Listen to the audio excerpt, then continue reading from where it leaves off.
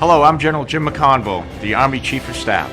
And I'm Sergeant Major of the Army, Michael Grinston. Thanks for joining us for Salute to Service Week. Happy Veterans Day to all those who have worn the uniform with honor and pride. Thank you for everything you've done to protect our nation, both at home and abroad. You know, Sergeant Major, it's an honor to serve a country with the freedom to watch the Patriots. I think you mean Alabama football, sir. Hey, my wife's team, the Browns, is playing the Patriots this weekend. And in the spirit of winning matters, may the best team win. Go Patriots. Roll Tide. Big game for the Patriots. I know Stephen A. likes that Roll Tide shout. We want to thank all of our veterans for their service, each and every one of you. God bless. All right, quick takes. The Bulls beat the Nets big time and are 7-3 on the season. Stephen A., are the Bulls or the Nets the bigger threat in the East? Right now, it's the Bulls. I don't think it'll last, but I got to give the Bulls some love. DeMar DeRozan and Zach LaVine are really handling their business together. I like their depth, their activity. I'm impressed with what I'm seeing from the Bulls thus far. I just don't know if it'll last. Wow, we are saying the Bulls are a bigger threat than the Nets. My goodness. JJ, you know a thing or two about shooting. What do you think of this shot by Karl Anthony Towns at the buzzer to send the game into OT? Is it lucky or is it good? Can I say both? No, here's the thing. Hold on, here's the thing. Double Fine, take, two take. It's lucky. It's lucky. Okay. Here's the thing. Unless he called bank, which he didn't, it's luck. There's some skill here. He's going backwards. There's some lower body strength. Catches the ball. He keeps it in his pocket. But this is absolutely this is not a shot he practices on a daily basis. Made it look easy, though. It was nice. All right, now to the Lake Show guys who got the job done in overtime against the Hornets, but it was not pretty. Anthony Davis led the way with 32 points and still no LeBron, who was out again due to that ab strain. Frank Vogel, what do you think about this win? Situations like tonight, while we're figuring each other out and learning each other, sometimes there's going to be some nights where you win ugly. And, it would have been nice to hold that lead and, win this one easy. But, this league's tough. Every team that comes in here is a good team and giving us their best shot. And, sometimes you're going to have to win ugly, and we'll take it. As I mentioned earlier, JJ Redick here with us. How does it feel to be a rookie for the first time in a long time? I'm just playing. You're doing a great job. Seems a little odd. No, I will get to you in a second. Stephen A., I'll start with you. LeBron's still out right now. How far can he take this Lakers team?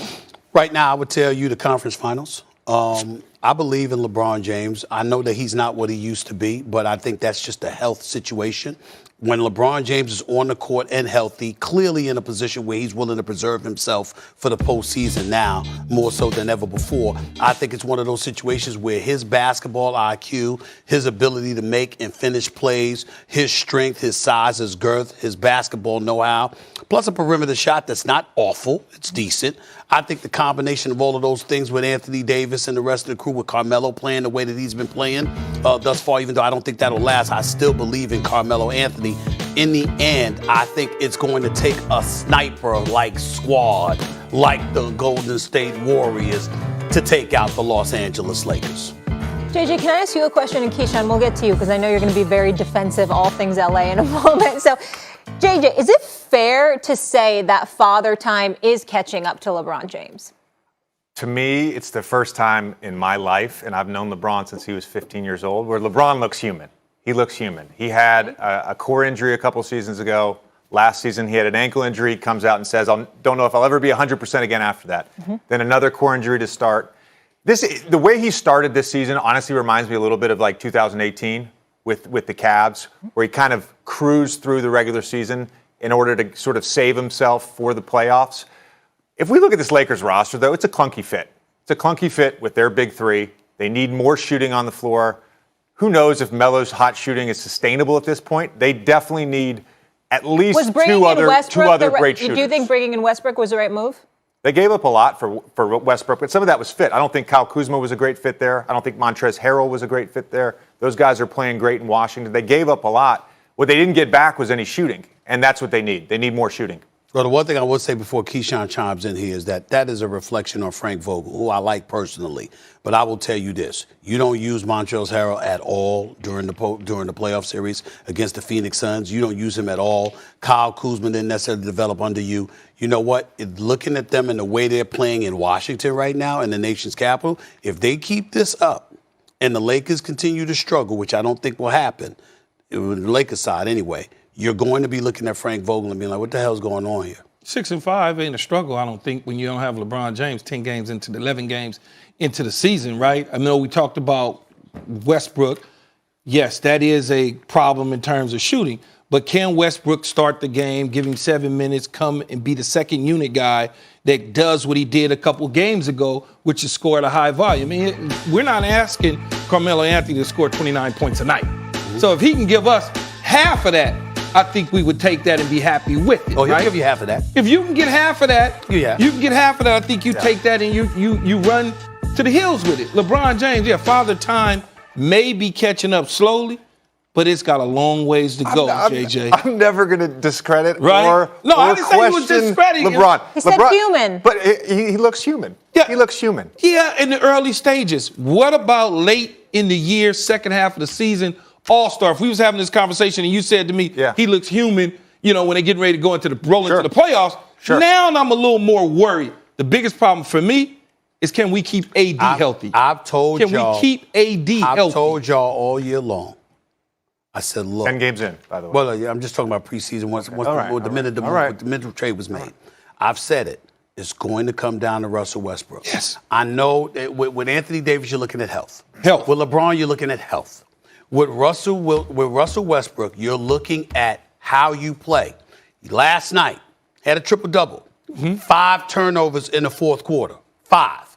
And some of them were pivotal ones. You're going to look at him, and if you're the opposition, you're going to challenge him to make the right play at key pivotal moments. Now, with LeBron there, that's the ultimate cover, because we all know In the fourth quarter, how LeBron usually is going to make the right plays. But the bottom line is that you're going to look at them and you're going to find a way to put Russell Westbrook in a position where he's the one that has to come through for you in a pivotal moment. And the question is, can he do that in terms of his decision-making and his shot-making ability? Well, I would think in the fourth quarter he would defer, obviously, to LeBron, especially like bringing the ball up the court, spacing it out. Because as you said, LeBron is not a deadly shooter, but he does shoot the ball pretty well now. So that's your guy. In terms of Westbrook doing what he's doing, Stephen A. and JJ, he's a second unit guy for me. Giving LeBron rest, he comes in there and he gives us that increase in scoring. Sure, he loves being called a second union guy. Hey, okay, so JJ says LeBron looks human for the first time. The fit's a little clunky. You're a little concerned about Westbrook. You're a little concerned about AD's health. I will ask you, Mr. Laker, if you were a betting man, how far is your squad going? Probably to the championship. Yeah, probably. I know they're going to be there. I forgot who I was Conference, asking. Yeah. And I'm believing in LeBron and AD to stay healthy to get us over the hump. What I would say is it should be who JJ mentioned. It should be Utah. Okay. I don't have faith in anyone in Utah outside of Donovan Mitchell. Somehow, some way, they just let me down. Angle and Gobert and those. They just let me down. Okay, they just let me down.